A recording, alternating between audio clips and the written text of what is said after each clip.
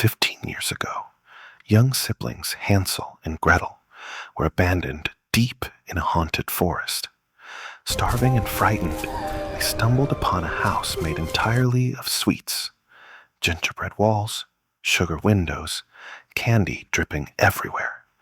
Fatigued and hopeful, they crept inside. But the kindness was deadly. The owner, a grotesque witch, who chained Hansel and fed him relentlessly so he'd fatten and feast herself. Gretel was forced to do household chores, her eyes brimming with terror. Weeks passed. Gretel's mind sharpened. Hansel's finger was bent, so the witch's feeble vision misread bone for flesh.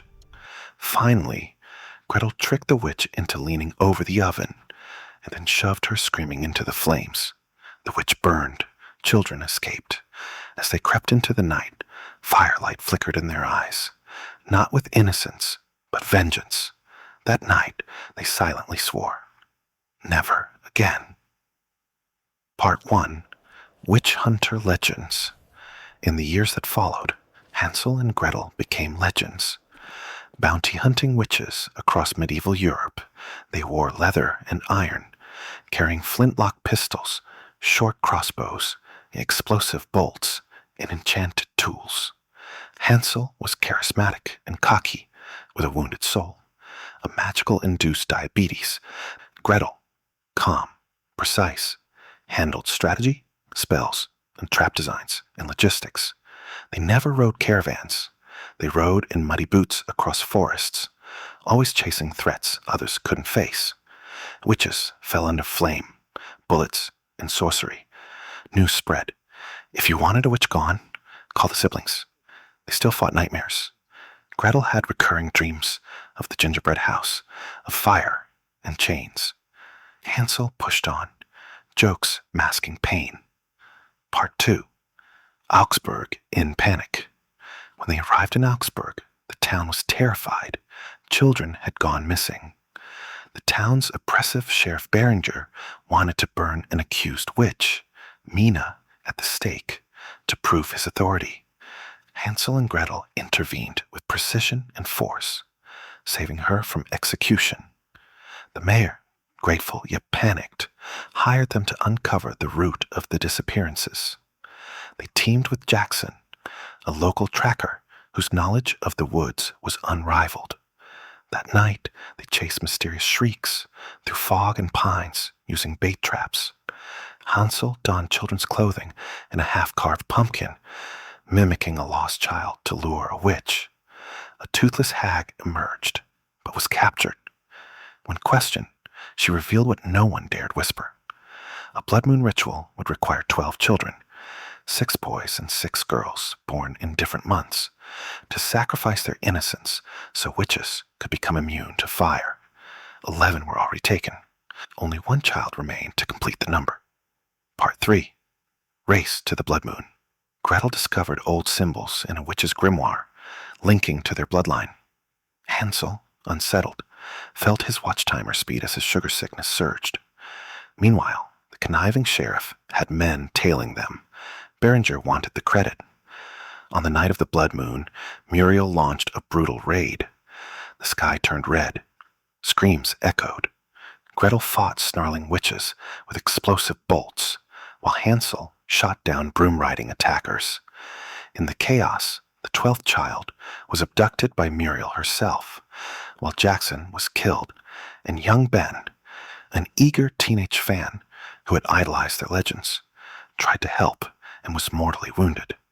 Hansel chased Muriel on a broom, but was flung into the forest, disappearing into fog.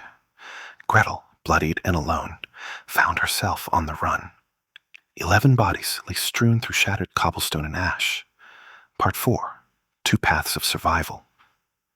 Hansel's ordeal. Hansel awoke, clutching his side, deep in the forest. He wandered until Mina, the rescued white witch they'd earlier saved, found him near a hidden healing spring.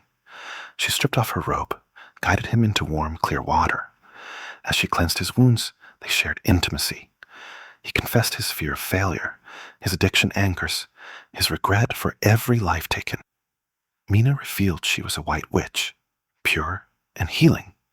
She tied emerald herb strands with her magic and healed Hansel's wounds in spirit. Using Adriana's ancient grimoire, Mina blessed Hansel's weapons and crafted amulets to make his bullets and bolts magically lethal to the coven. She became his anchor in the wilderness. Gretel's ordeal. Unaware Hansel lived, Gretel fled into the woods. She was ambushed by Berenger's men, who accused her of witchcraft and attempted assault. But Edward, the hulking troll servant of Muriel, intervened. Though bound to Muriel, Edward protected her, slaughtering the men. He rescued Gretel. Though fearsome in appearance, he was gentle and deeply loyal, eyes soft when he looked at her. Gretel pleaded for help. Edward bewailed his shackles, loyal to Muriel only by compulsion. He warned Gretel, beyond the ritual lay deeper betrayal. They parted as uneasy allies with mutual trust. Part 5. Return to origins. Guided by Mina's magic, Hansel and Gretel reunite at an abandoned cabin deep in the woods. It is their childhood home. Walls charred, roof collapsed, yet the place echoed with memory. Muriel appears in the gloom. She reveals a bitter truth. Their mother, Adriana, was a powerful white witch, hunted and burned by townsfolk, manipulated by Muriel. Their father hanged. 15 years ago, Muriel forced their abandonment. Now, Muriel plans to complete the blood moon ritual, sacrificing Gretel's heart. Only a white witch's heart works. She needs that power to nullify fire forever. Gretel is bound, Hansel stabbed. Muriel smirks. Your lineage doomed you. Pain sears, but grit steadies them. Part 6. Break-in ritual and rescue. Mina, Ben, Joe bandaged but spirited, and Edward regroup in the forest. Mina wields the grimoire, chanting as she loads a Gatling cannon she fired from purchase. They set traps, razor wire strung between trees, pitfall snares, blessed bullets set for the Sabbath site. At dawn, they storm the coven's gathering. Hansel steps into the clearing, offering witches a chance to flee, but is met with mocking laughter. He pulls the lever. Gunfire rips through.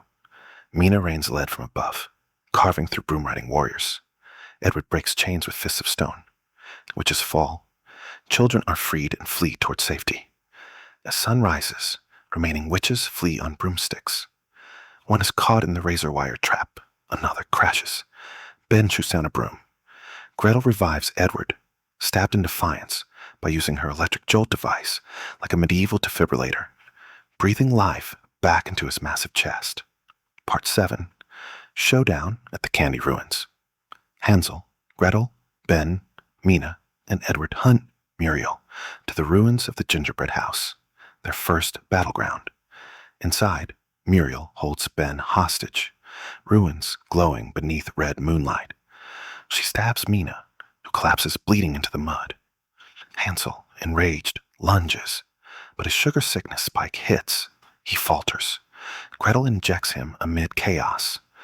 As he regains strength, Hansel fires his blessed shotgun. Gretel fights side by side. Ben scrambles free. Edward arrives, smashing through floorboards. Muriel moves in for the kill, but Hansel pushes her, halting her voice. They engage in brutal close-quarters combat. Steel and shovel echo on wood. Gore mists around them as Gretel pulls Muriel to her knees. In one final heave, Hansel decapitates her with a shovel. They ignite a pyre, throwing her body in. A conflagration of justice, ending centuries of terror. As flames dance, they gather to look upon the ruins of it all. Epilogue. Dawn of new hunters. When the embers die, they emerge, exhausted, scarred but victorious. The rescued children return to their families. Townsfolk pay the hunters a bounty. They stand together, the siblings Hansel and Gretel, teen hero Ben, the loyal troll Edward. Mina's sacrifice deepens their bond. Mounted on horseback, they ride into the forest beyond Augsburg, united as family and hunters. A new witch sighting awaits. Their quest continues.